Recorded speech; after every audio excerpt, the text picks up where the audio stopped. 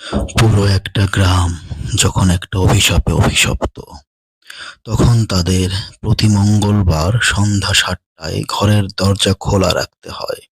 কি এমন কারণ যার কারণে এমনটা করতে হয়? জানতে হলে পুরো ভিডিওটি দেখুন।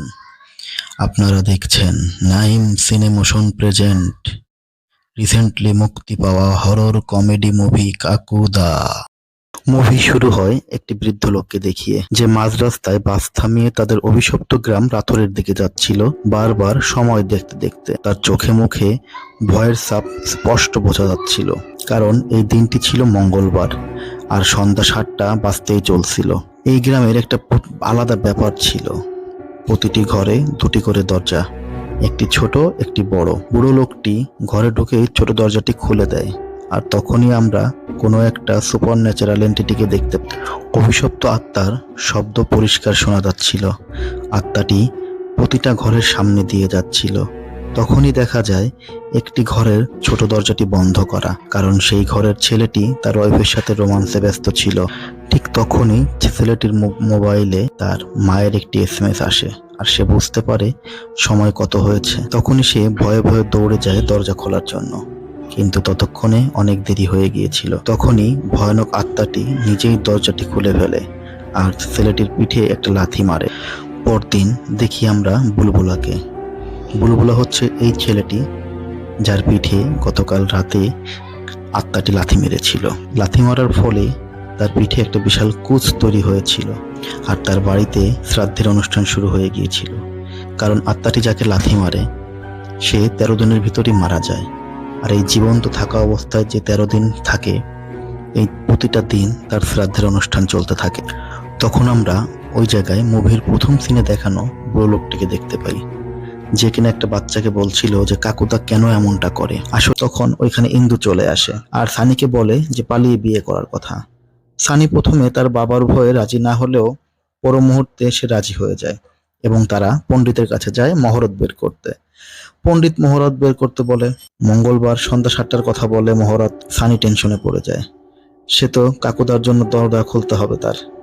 এদিকে ইন্দু ছিল পড়ালেখা করাটা ঠিক তখনই বাধে যখন সানির বাবা বলে সে দরজা খুলতে পারবে না, কারণ সে গ্রামের বাইরে যাচ্ছে।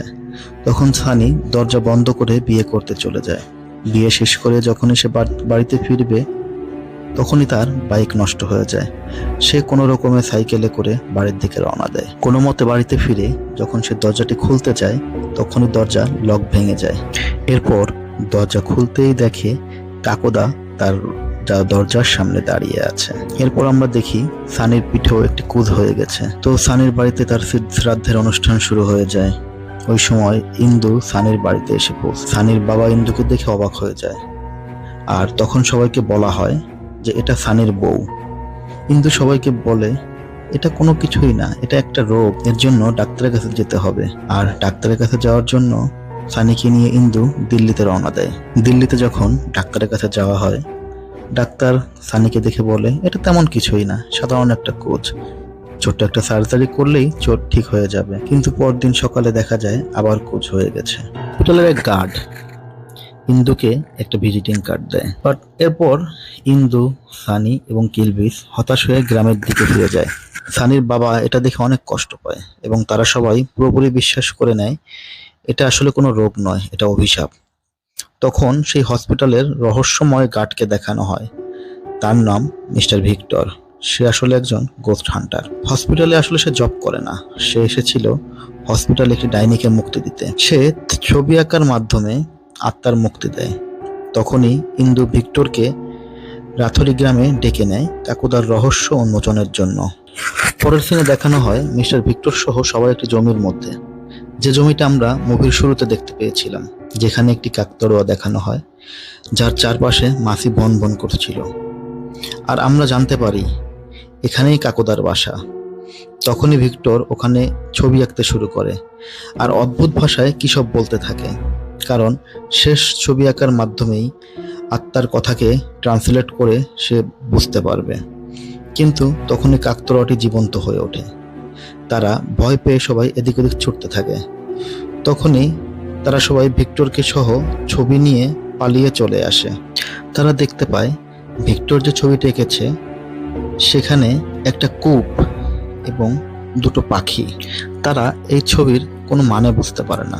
তখন ভিক্টর বলে সে ওই রাতে কাকুদার ভয়েস রেকর্ড করেছিল।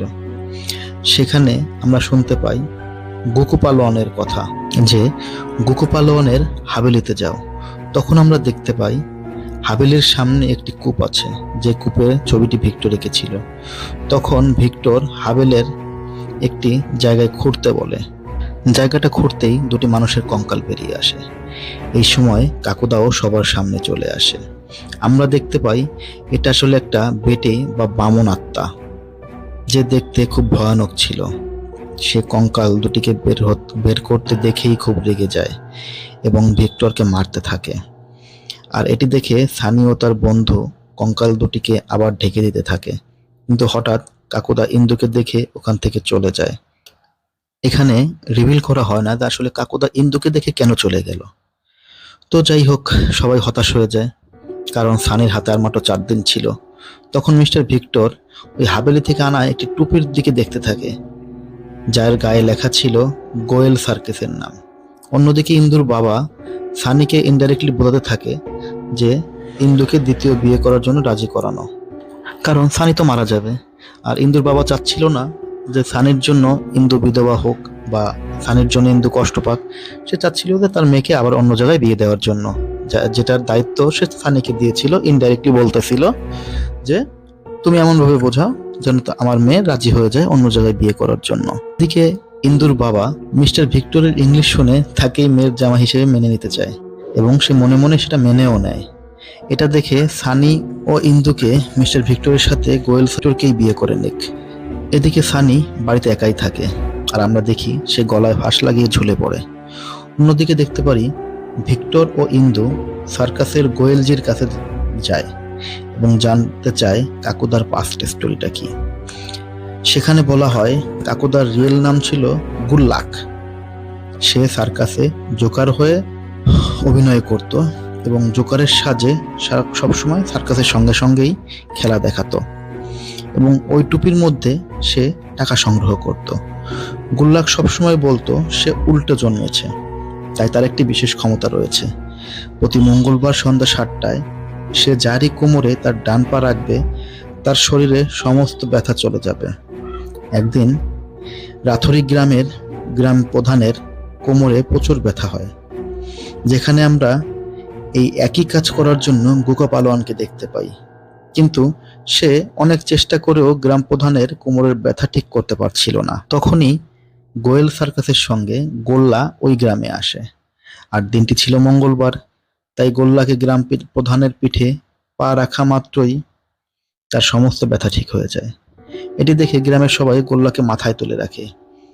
যদিও সার্কাস রাথরি গ্রাম থেকে চলে যায়, তবে গোল্লা ওই গ্রামেই থেকে যায়।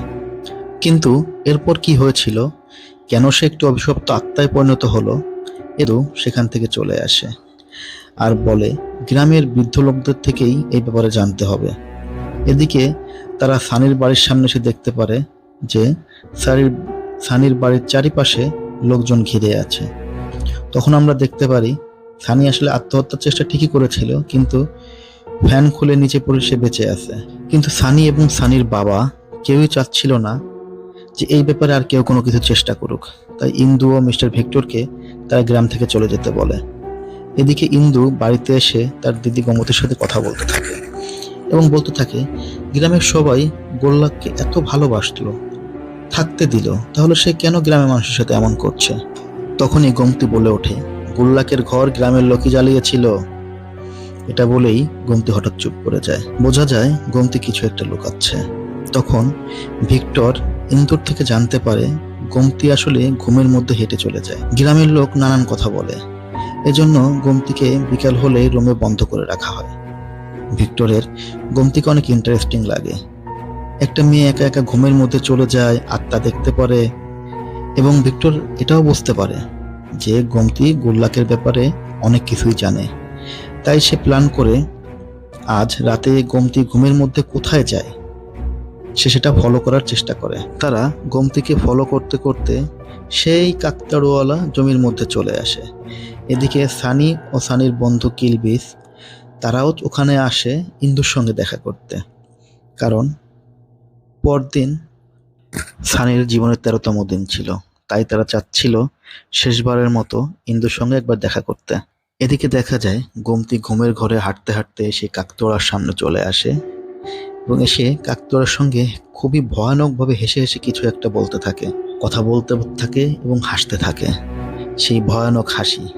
তখন একটা পর্যায়ে তারা ভয়ে সেই কাকতোড়ার গায়ে আগুন লাগিয়ে দেয়, আর ঠিক তখনই কাকুতার আত্মা গোমতীকে প্রোটেস্ট করে ফেলে। তারা তখন সবাই বাঁচার জন্য এদিক ওদিক ছুটতে থাকে।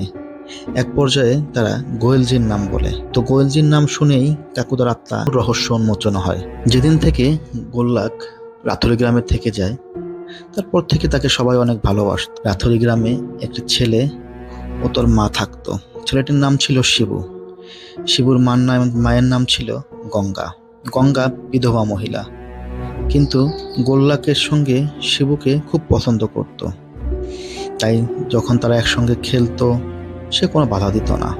কিন্তু এদিকে গোকুপালনের ব্যবসার লালবাতি জ্বলছিল, কারণ গোল্লাকের জন্য তার ব্যবসা নষ্ট হচ্ছিল। এজন্য সে গোল্লাকের উপর মনে মনে খুব ক্ষেপে থাকে এবং সুযোগ খুঁজতে থাকে যে কিভাবে গোল্লাককে শেষ করে দেওয়া যায়। এবং একদিন সেই সুযোগ চলে আসে। শিবুর মা গঙ্গার হঠাৎ প্রচুর কোমরে ব্যথা শুরু হয়। শিবু গোল্লাককে বলে যে তার মায়ের কোমরে পা রাখতে, কিন্তু গোল্লাক কোনো মহিলাদের গায়ে পা রাখতো না। এতে সে অপরাধবোধ মনে করত, কারণ সে কোনো মহিলাকে পা দিবে না। কিন্তু শিবু অনেকবার করে রিকোয়েস্ট করার পরে গোল্লাক রাজি হয় যে আচ্ছা ঠিক আছে, তাহলে তোমার মা আমি পা রাখবো। কিন্তু যখন গোল্লাককে নিয়ে শিবু তাদের ঘরে যায়, গোকুপালন জিনিসটা দেখে ফেলে। যখন গোল্লাক শিবুর মায়ের গায়ে পা রাখে, তখন গোকুপালন গ্রামের সবাইকে ডেকে নিয়ে আসে, এসে তাদের নামে মিথ্যা অপবাদ দেয় যে গঙ্গার সঙ্গে গোল্লাকের অবৈধ সম্পর্ক চলছে। এটা করতে থাকে, প্রচুর মারতে থাকে এবং শিবুদের ঘরে আগুন লাগিয়ে দেয়। গোল্লাক বাঁচার জন্য গ্রামের প্রত্যেকটা ঘরের দরজায় গিয়ে ডাকাডাকি করে, কিন্তু কেউই ঘরের দরজা খোলে না। এদিকে গোকুপালোয়ান শিবু এবং শিবুর মাকে মেরে ফেলে এবং মেরে মাটি চাপা দিয়ে রাখে, কারণ তারাই ছিল একমাত্র প্রমাণ যে আসলে গোল্লাক নির্দোষ। শিবু এবং তার মার কবর, কঙ্কাল দুটি আমরা প্রথমেই দেখতে পাই। এটা আসলে সেই কঙ্কাল যেটি আমরা মুভির প্রথমে দেখেছিলাম। শিবুকে এবং শিবুর মাকে গোকুপালোয়ান হত্যা করে মাটি চাপা দিয়ে রাখে। এদিকে গোল্লাক যখন কোনো ঘরে ঢুকতে পারে না, তখন সে দৌড়াতে দৌড়াতে ক্ষেতের মাঝে কাকতাড়ুয়ার কাছে চলে আসে এবং কাকতাড়ুয়াটিকে জড়িয়ে ধরে রাখে। দীর্ঘ 13 ঘন্টা জড়িয়ে ধরে রাখার পর একটা সময় গোল্লাক মারা যায় এবং তার চারিপাশে মাছি ভন ভন করতে থাকে। ঠিক তখন থেকেই তার আত্মা পুরো গ্রামে ঘুরে বেড়ায় এবং তার আশেপাশে সবসময় মাছি ভন ভন করে। আর ছোট দরজাগুলা গ্রামে এজন্যই আছে তাকে সম্মান করার জন্য, কারণ যখন তার দরকার ছিল তখন কেউ দরজা খোলেনি। এবং যেদিন এই কাহিনীগুলো হয় সেদিন ছিল মঙ্গলবার এবং ঠিক সন্ধ্যা 7টার সময় এগুলো ঘটেছিল। সবকিছু শোনার পর ভিক্টর গোমতীর ভিতর থাকা কাকুদাকে বলে যে এই সমস্ত অভিশাপ এখানেই শেষ করে দাও। যে তুমি আগে যেটা করেছিলে সেটা ঠিক ছিল, কিন্তু এখন যেটা করছো এটা ভুল। তুমি এই অভিশাপ থেকে মুক্তি দিয়ে তুমি নিজে তোমার পরবর্তী জীবনে চলে যাও, অর্থাৎ পরপারের জীবনে চলে যাও। তখনই গোমতীর ভিতর থাকা কাকুদা বলে ওঠে, না, এই অভিশাপ কখনোই শেষ হবে না। তারা যেহেতু গোয়েলজির নাম দিয়ে সুপারিশ করেছে, তাই এবারের জন্য তাদেরকে ছেড়ে দিচ্ছি। ভবিষ্যতে যদি আবারও আসো তখন আর ছাড়বো না। এটা বলে গোল্লাক গোমতীর মধ্যেই বুলবুলার বাড়ি, কারণ সেই বাড়িতে বুলবুলার গার্লফ্রেন্ড আর তার দাদি ছাড়া আর কেউই ছিল না। তারা সব কিছু প্ল্যান করে। তাদের প্ল্যান ছিল গোমতী সবার সামনে থাকবে, কারণ কাকুদা গোমতীকে কিছুই বলে না, কারণ গোমতীর মধ্যে সে গঙ্গাকে দেখে, তাই তাকে কিছু করবে না। তখনই সানি ইন্দুকে ফোন দিয়ে বলে, আমি বাঁচবো কেমনে, বাঁচবো না, তুমি আরেকবার আসো, তোমাকে জীবনের শেষবারের মতো আরেকবার দেখে নি। এদিকে দেখানো হয় সানিকে মরার খাটের উপর শুয়ে সব প্রস্তুতি নেওয়া হচ্ছে, কারণ আজকেই 13তম দিন। এদিকে আমরা দেখি ওই বাড়িতে কাকুদা চলে এসেছে তার সামনে গোমতী ছিল। খেয়ে সে একটু থেমে যায়, আর এই সুযোগে মিস্টার ভিক্টর পিছন থেকে চলে আসে কাকুদার পা কাটার জন্য। কিন্তু তখনই ঝামেলা করে সানি, কারণ সানি মনে করেছিল ইন্দু আসছে এবং ইন্দুর কোনো বিপদ হয়েছে, আর সে ভুল সময়ে ভুল টাইমিংয়ের কারণে সবকিছু গড়মিল হয়ে যায়। এবং কাকুদা পিছন ফিরে দেখে যে মিস্টার ভিক্টর তার পা কাটার জন্য এসেছে। সে সঙ্গে সঙ্গে গোমতীর ভিতরে, শরীরের ভিতরে প্রবেশ করে, আর ভিক্টরের বুকের উপর পা রেখে বলে, পা কাটবি তো, কাট এবার কাট। তখন সানি কাকুদাকে বলে, একটা মেয়ের শরীরের ভিতরে ঢুকে কি করছিস, সাহস থাকলে বাইরে আয়।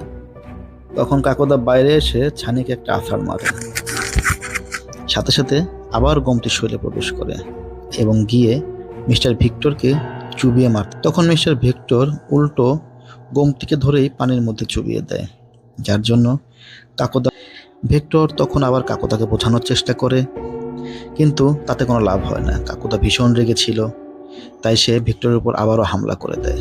তখন আমরা দেখতে পারি পিছন থেকে গোমতী এসে কাকুদাকে ঠান্ডা করার চেষ্টা করছে, আর এই সুযোগে গিয়েই ভিক্টর সেই অস্ত্র দিয়ে কাকুদার ডান পা কেটে দেয়। তখন আমরা দেখতে পারি কাকুদার শরীর হাওয়ায় মিলিয়ে যায়, আর দেখি যে গোমতী বেশে যে আসলে ছিল ওটা আসলে গোমতী ছিল না, ওটা ছিল ইন্দু। যাক, সকাল হতেই দেখা যায় সানির পিঠের কুচ চলে গিয়েছে, সানিও বেঁচে গিয়েছে। আর এটা দেখে সানির বাবা অনেক খুশি হয় এবং ইন্দুকে তার বউ হিসেবে মেনে নেয়। এদিকে আমরা দেখি ভিক্টর আর গোমতীর মধ্যে প্রেম প্রেম ভাব। ভিক্টর বাসে যাওয়ার সময় তার আকাশের ছবিটি হাওয়ায় উড়িয়ে দেয় এবং ছবিটি উড়ে গিয়ে সেই কাকতাড়ুয়ার পাশে পড়ে, যে কাকতাড়ুয়াটি আমরা ছবিতে বারবার দেখেছি। এবং আমরা দেখতে পারি কাকতাড়ুয়ার পাশে এখনো মাছি ভন ভন করছে, যা থেকে বোঝা যায় কাকুদার আত্মা এখনো পুরোপুরি শেষ হয়ে যায় নাই। তখন আবার সেই শুরুর বৃদ্ধ লোককে দেখানো হয়, যে কিনা মঙ্গলবার সন্ধ্যা 7টায় দরজার কাছে শব্দ শুনে দৌড়ে যায়, কিন্তু দেখে কিছু বাচ্চা কাচ্চা দরজার শব্দ করে চলে যাচ্ছে। ঠিক তার পর মুহূর্তে আবারও দরজার শব্দ হয় এবং সে দরজা খুলে দেখে দরজার সামনে দাঁড়িয়ে আছে কাকুদা। এখানেই সিনেমা শেষ হয়।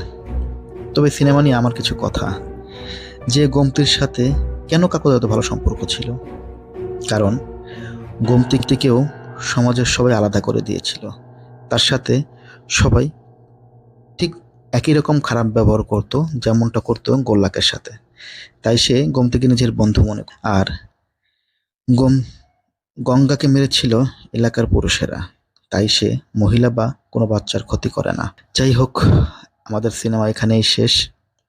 যদি আপনাদের গল্পটি ভালো লেগে থাকে অবশ্যই একটি লাইক করবেন, একটি কমেন্ট করবেন এবং চ্যানেলটিকে সাবস্ক্রাইব করে আমাদের পাশে থাকবেন এবং পাশে থাকা বেল আইকনটি বাজিয়ে রাখবেন, যাতে পরবর্তীতে যে কোনো গল্প আসলে সবার আগেই আপনারা সেটা দেখতে পারেন।